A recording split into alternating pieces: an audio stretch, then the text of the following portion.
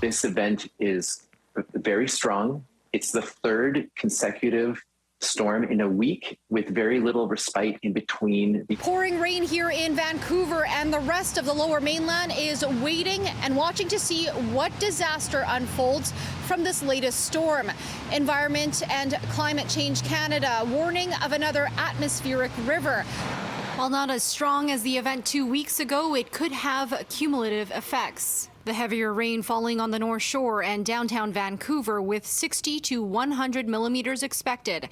The province is urging people to stay off roads and highways. At 4 p.m., it closed Highway 99 again in a stretch between Pemberton and Lillooet. Parts of Highway 1 remain closed. We're in the midst of an extraordinary situation that requires an extraordinary response. We will open up Highway 1 as soon as it's safe to do so. In the meantime, I want to thank people for their continued patience.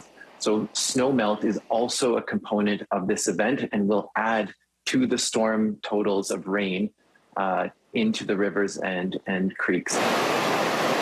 Maple Ridge warning some residents on the South Alouette Reservoir to brace for possible flooding. And in the already hard-hit Fraser Valley, meteorologists forecast 60 millimeters near the border and up to 80 in Abbotsford.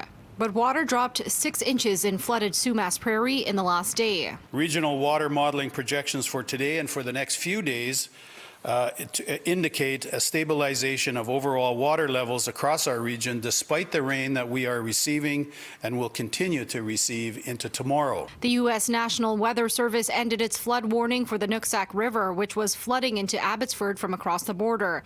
But only minor flooding is expected in the next day. The higher in the basin it is, the peaks, the flood event is quick. It's a sharp rise and a sharp drop. I am confident that we have done all that we can do to keep our community safe as we go through this final weather event for this week anyway. Abbotsford has patrols monitoring the dike overnight and will alert officials of any changes. Meanwhile, the province responding to questions about an atmospheric river emergency alert and rating system facing delays. I had initially been told that it would be January. I've heard that it may well, in fact, be later than that. And obviously, I'm glad that the work is underway and that we're going to get one. I think what's important is that we're able to have a better understanding of the nature of atmospheric rivers.